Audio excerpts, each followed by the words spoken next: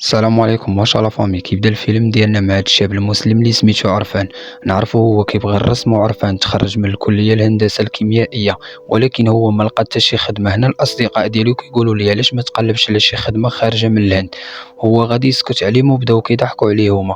نعرفو كيبغي بانيه وما يقدرش يخليها ويسافر. وهنا نمشيو نتعرفوا على بانيه اللي الاسم ديالها كريش. هي محاميه في المكتب ديال ام عرفان، اللي هي الخدمه ديالها محققه في مركز الشرطه. اما عرفان فيما كيمشي يقلب على شي خدمه كيسولوه على الدين ديالو، ومني كيعرفوه مسلم كيرفضوه. هنا عرفان خرج من المقابله ومشى عند مو يزورها في المكتب ديالها، وغادي يلقاها هي وكريشنا وسلم عليهم وقال لمو ما تنسيش اليوم راكي عندك موعد مع الطبيب، وانا راه غادي نمشي انا وياك. ومشاو عند الطبيب، والطبيب قال لها راكي عندك السكر والضغط طالع عليك. قال لها خاصك تهتمي بالاكل باش الصحه ديالك تكون مزيانه وما تعرضيش لنوبه قلبيه ومشاكل في السمع والرؤيه. وهنا في الجزء الثاني من الفيلم غادي نشوفوا هذا الشخص اللي سميتو غانا، خدام في وكاله التحقيق الوطني، وجي يشوف واحد السجين اللي محكوم عليه 4 اشهر. ولكن قبل ما يدخل غانا للسجن الشرطي قال ليه هاد السجين سميتو مقبول، اليوم موعد تنفيذ الحكم عليه. هو راه 4 اشهر ما اعترف وما قال حتى شي كلمه.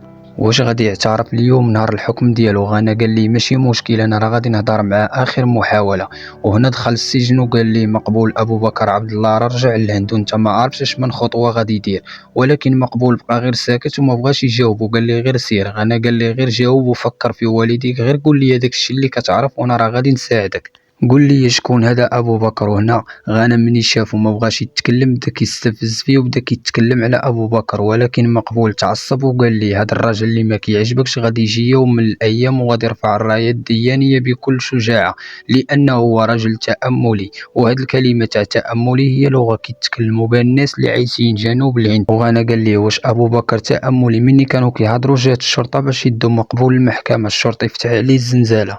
وهنا مني كان خارج مقبول قال غانا توقع حماسي إلى عادة تسجد الرؤوس 8 رفعها راح تطفر زفافها. وهنا غانا تصدم وما فهم والو من الهضره اللي قال لي مقبول. وغادي نشوفوا في النشره ديال الاخبار المذيعه كتقول لهم واحد الشخص اللي سميتو ابو بكر هو كينتمي من جماعه مسلحه، هو من الشخصيات البارزه وتسلم مؤخرا للهند. وكيدوز واحد الفيديو ديال واحد الشخص اللي كيوصل رساله من ابو بكر من دوله الهند، وهو كيهددهم بالدمار والتهجير والقتل. وفي هذه الوقيته عرفان لقى خدمه ولا محلل كيميائي في مختبر العطور. ولكن هو ما كانش راضي بهذه الخدمه ابدا، هو ماشي هذه هي الخدمه اللي باغي. ومشى عند المدير وبدا كيشرح ليه وقال له ما عرفتش علاش مرتاحيتش لهذه الخدمه. هنا مني كانوا كيهضروا جا المدير اللي سميتو كارتيك قال لباس الصفقه راه مزيانه وصايبنا احسن انواع العطور وماركات عالميه بحال غوتشو ارمان وايدور، وهذه الصفقه غادي تساوي لنا 10 المليون ديال الدولار وغادي نفتحوا فيها مركز في دبي.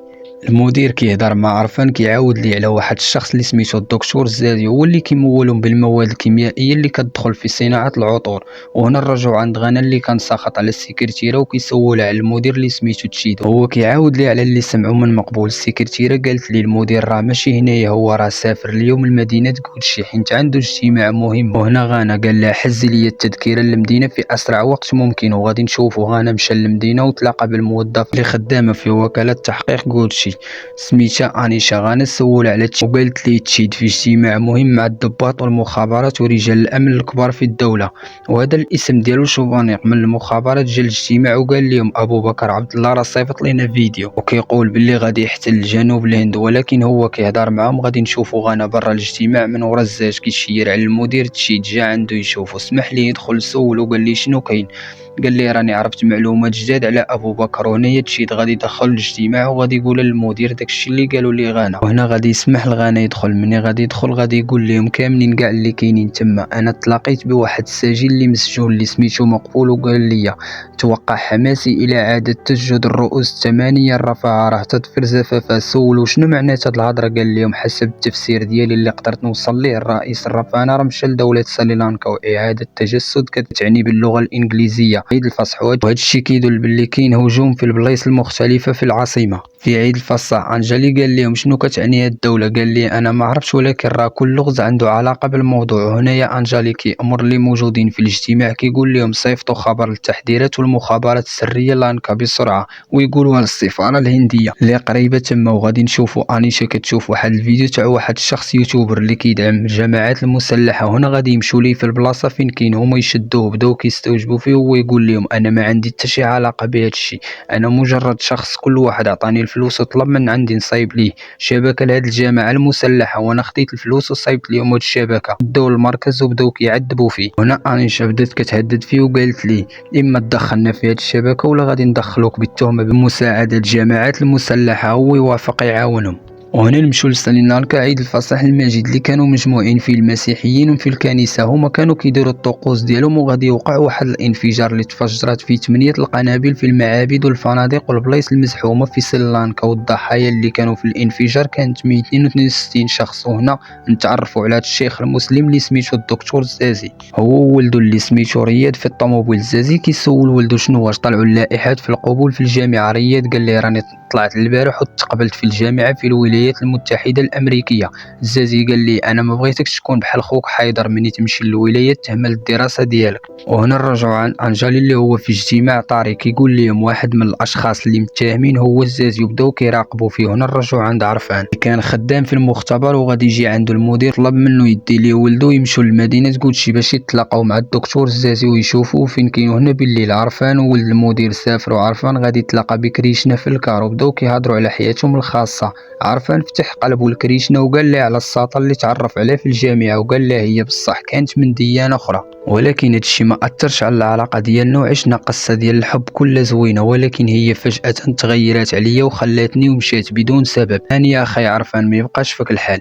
وغادي يوصل عرفان والصديق ديالو اللي هو ولد المدير غادي يودعوا كريشنا ومشاو عند الشيخ الزازي. عرفان بدا كيهضر مع الشيخ على الكميه اللي باغي، والشيخ وافق باش يعطيهم المواد الكيميائيه وقال لي سير المخازن وخذ البضاعه بنفسك. وفي هذه الوقيته غانا انيشا كانوا مراقبين كل شيء، بداو كيشكوا في عرفان صافي خرج من عند الزازي ومشى للمخازن. غانا كان كيراقبو كيمشي وراه. مني عرفان كمل مشى للسوق، كان زحام بزاف. وهنا غانا تلف ليه. عرفان مشى للمطار حيت هو كمل كل شيء، ولكن هو في الفحص المراقبه غادا تصوني للام ديالو باش تعرفوا واش بخير.